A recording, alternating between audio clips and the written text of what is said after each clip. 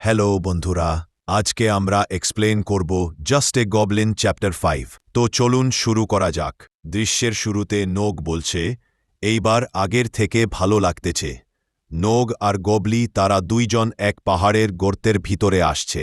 সেখানে কিছু ট্রেজার রাখা ছিল। সেখান থেকে একটা জামা নিয়ে পড়ছে আর বলছে, এইবার আগের থেকে ভালো লাগতেছে। নোগ তার মুখ ঢাকার জন্য একটা মুখোশ পরছে, যাতে কেউ তাকে চিনতে না পারে।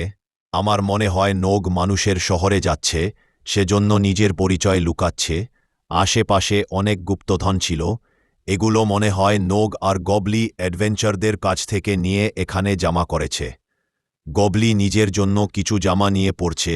গবলি বলছে, তুমি কি সত্যি নিশ্চিত? এইটা শুনে নোগ বলছে, হ্যাঁ অবশ্যই, এই মাস্ক পরা থাকলে কেউ আমাকে চিনতে পারবে না। নোগ আরও বলছে, যেহেতু এই গিয়ারটা আসল অ্যাডভেঞ্চারদের, সেজন্য কেউ বুঝতে পারবে না।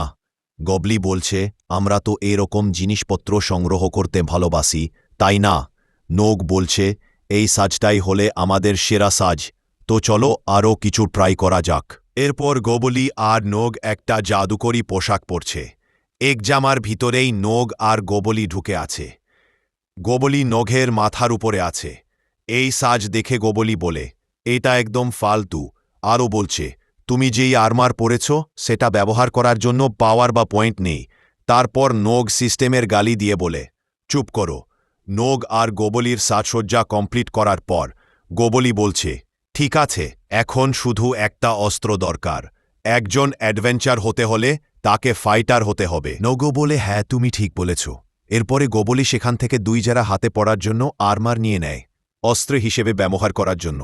গবলি বলে, আমার এই আর্মারটা খুবই ভালো লেগেছে। নোগ একটু চিন্তা করে বলে, কি তুমি এগুলো ফাইট করার জন্য নিচ্ছে? গবলি বলে, হ্যাঁ, আমার পেয়ে এভাবে ঘুষি মেরে লড়াই করতে ভালো লাগে। মানুষা এই জিনিসকে পান্স বলে ডাকে। এখন নোগ ভাবে, আমি কোন অস্ত্র নিব? সম্ভবত আমার স্কিল ব্যবহার করা উচিত, যেটা আমি পেয়েছিলাম। এইটা বলার পর সেই স্কিল অ্যাক্টিভেট করে, তার নাম অ্যানালাইসিস স্কিল। এই স্কিলটা অ্যাক্টিভেট হওয়ার কারণে তার চোখ নীল আগুনের মতো জ্বলতে থাকে। নোগের সেই স্কিলটা অ্যাক্টিভেট হওয়ার পর চারপাশে যতগুলো অস্ত্র আছে সবগুলোর পাওয়ার লেভেল দেখা যাচ্ছে, কোনটা কত গ্রেটের। তো নোগের সামনে সেই সিস্টেমটা চলে আসছে। সিস্টেমে লেখা আসছে যে আপনি সেই অস্ত্রগুলো ব্যবহার করতে পারবেন না, কারণ আপনার সেই শক্তি বা পয়েন্টে নেই।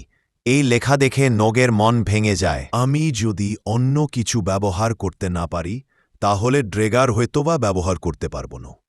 সামনে রাখা একটা ড্রেগারের উপর ফোকাস করে আর তার পাওয়ার দেখে যায়, সেই ড্রেগার ছিল বেসিক লেভেলের। তার গ্রেড ছিল এফ। তার 2 পয়েন্টের শক্তি দরকার।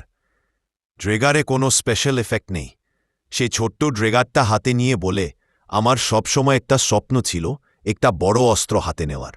এইসব বলে নখো কান্না শুরু করে। আর গবলি বলে, কি ফালতু স্বপ্ন? সিস্টেম বলতেছে তোমার বর্তমান সময়ে পয়েন্টেগুলো লোক হয়ে আছে, তাই বড় অস্ত্র এখন নিতে পারবো না। তোমাকে লেভেল আপ করতে হবে, আর তুমি এই অস্ত্রগুলা ইনভেন্টরিতে স্টোর করে রাখতে পারবা। এটা শুনে নখো বলে, কি ইনভেন্টরি সিস্টেম? বলে, যখন তুমি কোনো কিছু ধরে যদি স্টোর বল, তাহলে সেই জিনিসটা ইনভেন্টরিতে স্টোর হয়ে যাবে। এখন নোগ এইটা পরীক্ষা করার জন্য স্টোর বলে ড্র্যাগারের উপর হাত রেখে হঠাৎ তার সামনে থেকে ইনভেন্টরি চালু হয়, আর সেই ড্র্যাগার ইনভেন্টরিতে জমা হয়ে যায়। আর এইটা দেখে নোগ বলে, কি সে ড্র্যাগারটা চলে গিয়েছে? সিস্টেম বলে, হ্যাঁ, সেই ড্র্যাগারটা ইনভেন্টরিতে জমা হয়ে গিয়েছে। আবার এটা নিয়ে আসার জন্য তোমাকে আরেকটা কমান্ড বলতে হবে, সেটা হচ্ছে ইনভেন্টরি। সেটা বলার পর সামনে ড্র্যাগারটা আবার চলে আসে। এইটা দেখে নোগ হেরান হয়ে যায়। হেরান হয়ে বলে, এই সিস্টেম তো অনেক বেশি ইউজফুল। নোগ এখানে সিস্টেমের সাথে কথা বলতেছে, কিন্তু এই সিস্টেম আর এও দেখতে পাবে না, সেজন্য গবলি সিস্টেমটাকে দেখতে পারে না। তাই সে ভাবে সে কার সাথে এই রকম কথা বলে। গবলি কিছু বুঝতে না পেরে নোগের কাছে যায় আর জিজ্ঞাস করে, তুমি খালি জায়গায় হাত দিয়ে কি করছো? নোগ বলে, আমি না ভূতের কথা বলেছিলাম। সেই ভূত আমাকে কিছু শক্তি দিয়েছিল, আর সেই শক্তিকে বলা হয় সিস্টেম। আমি সেটাকে শিখার চেষ্টা করতেছি। গবলি বলে, তুমি এখনও সেই ভূতের পিছনে পড়ে আছো। আমার ভিডিওটা কেমন লাগলো সেটা কমেন্ট করে জানিয়ে দিবেন, আর লাইক করতে ভুলবেন না। আর যারা সাবস্ক্রাইব করেননি তারা এখনই সাবস্ক্রাইব করে যাতে নতুন ভিডিও দেখতে পারেন।